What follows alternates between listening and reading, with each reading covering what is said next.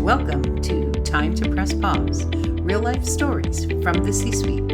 I'm your host, Ellen Williams, CEO of The Salient Strategist. And today I'm speaking with Laura Lampa, and we're discussing entrepreneurship, the long hours it takes to be successful, and also the excitement of getting that next client. Laura Lampa is owner and CEO of LML StoryLab Consulting, LLC. As a scientist turned communicator, Laura's approach blends analytical precision with narrative depth. Her expertise lies in crafting strategic communication plans that bring awareness to critical issues and drive organizational alignment, ensuring complex information is broken down for wide audiences. One of her proudest achievements is successfully raising the profile of her team within the organization, leading high-level leaders to recognize the group as a source of untapped leadership potential.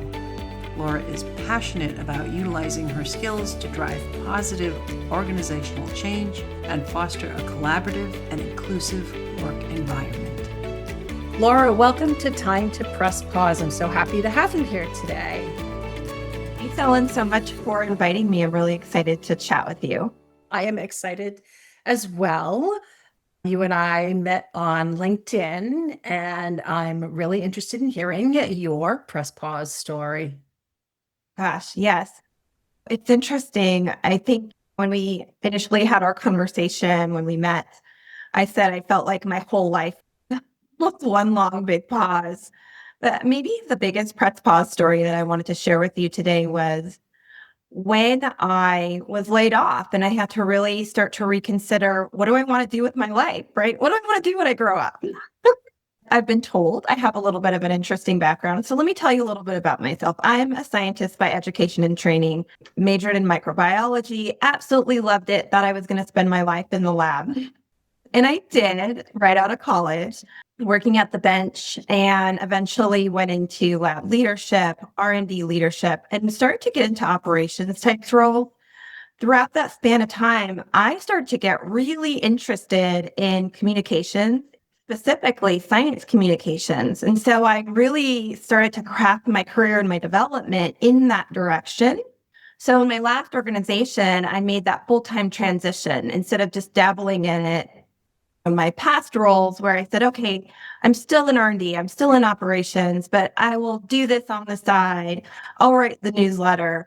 I'll put together this curriculum to teach others how to be science communicators. I said, I'm going to just take the leap. I'm going to do it full time. And I jumped over starting in change communication and then internal communication. My big Press Pause story is I got laid off when that organization went through a big downturn. I really had to stop and think, okay, I spent all of this time, years, chasing this path, and now here I was at a crossroads. How can I get back in the workforce knowing that it's just an unusual and difficult job market? How do I get back in there while still chasing my passion and not having to start over? I went through some soul searching and I thought, no, I'm just going to go out on my own. I'm going to trust myself, believe in myself. And I'm going to start my own organization. And that's how LML StoryLab was born. I decided to become my own boss and start a consulting business. And that's my Press Pause. It took me being kicked out of the nest, so to speak, to really chase what I loved. Kicked out of the nest. Yes, sometimes pauses are thrust upon us, that's for sure. So how long did your soul searching take between getting laid off and knowing that it was just time to go out on your own? I would say it started even before I got laid off. I knew that I loved internal communications. I thought it was really engaging, but I thought this isn't what I want to do long term. I really wanted to get back more into science communication. I really started to think about it even way back when.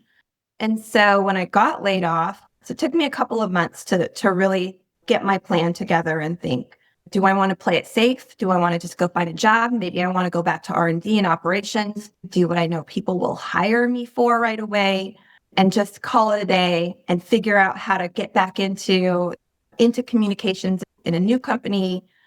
And I thought, no, I don't want to do that. And it really took a lot of courage because I never saw myself as an entrepreneur. I never considered myself as somebody who had an entrepreneurial spirit. I just did not have that type of faith in myself. Took a lot of soul searching, but it took a lot of reaching out and talking to others and gaining different perspectives for me to come to the realization that I actually can do this. It's not so scary. And you know what? If I fail, so what? I'm still me. I still have my talent, my skill set, and I can just keep on trying, keep on pivoting until I figure it out. If I fail, so what? That's a great attitude, because part of entrepreneurship is failing. You may not have experienced it yet, but there may be some point down the road that something just doesn't work out the way you thought it would. And everything's a lesson. And I've had my share of lessons, I'll tell you that. You said a couple of really great things I'd like to get back to. First, you said you had been thinking about it even while you were still employed. And that's definitely been a recurring theme over the last season or two, that the pause was something being considered, but not having the ability to take action right away. I'm curious, had you not been laid off, were you contemplating leaving? Had I not been laid off, I probably would have stayed. It was always in the back of my mind to say, I'll explore what's out there when the time comes. Now, had I not been laid off, I probably would have overstayed my welcome. Overstayed your welcome. It's tough to leave something that's secure and comfortable and not horrible. So we weren't hating where you were. And some people do. They get to the point where hate's a strong word, but it's not in alignment anymore. And they're feeling a disconnect. But you hadn't actually gotten to that point yet. I still really like the people that I worked with. People were so smart. I was surrounded by brilliant people. I thought we were doing really great work. The mission was amazing. Those are hard things to leave, right? I may not have left in my role, but you're right. I didn't hate it. It wasn't horrible. I liked my peers. And so, yeah, I probably would have stayed and not have chased my passions. At that point, you definitely had, as you said, a crossroads. And I like that you said, do I want to go back and do what I know I can get hired for? And that's a really interesting place to be, where, okay, I'm not employed right now. However, I have the skill set and I know that I am employable. However, is that really where I want to go? And we have had some discussions here about, can you go back? Do you really want to go back when you've gotten to this point of pause, which gave you an opportunity to think and reflect? And I love that you opted to not go back, that you moved forward. So what are your experiences now as an entrepreneur, and how long have you had your organization? Filed for my LLC back in August of last year, but it's been a thrilling ride. I'll tell you, you think you have all the skill set as a project manager, and you think you have it all nailed down because, hey, you're good at your personal finances. This is a whole new ballpark, right? I just didn't understand what it took to be your own business development manager, be your own marketer, be your own communicator, be your own accountant. It's just a lot of work. And so you have to feel a passion for that and believe in what you're doing and believe in yourself to keep going forward with that. Because I'll tell you, there are a lot of nights where, hey, I've spent my 8 hours working on my clients' things. Then I'm staying up for another 6 hours or 7 hours at my desk, working on my own things. Or sometimes I'm lying in bed about to go to sleep and it just won't shut off. And so you just got to get up. You got to get up. You got to write it down before you forget it. So you can relax. But it's not a stressful thing. That was the interesting learning for me. It wasn't the same type of stress as when I was employed by a company, because it was for me. It was what I wanted to do. This is really exciting. This is actually thrilling. So even though you're working harder, working longer, you're finding it less stressful because the passion is what's driving you? I don't want to candy coat it and say it's less stressful.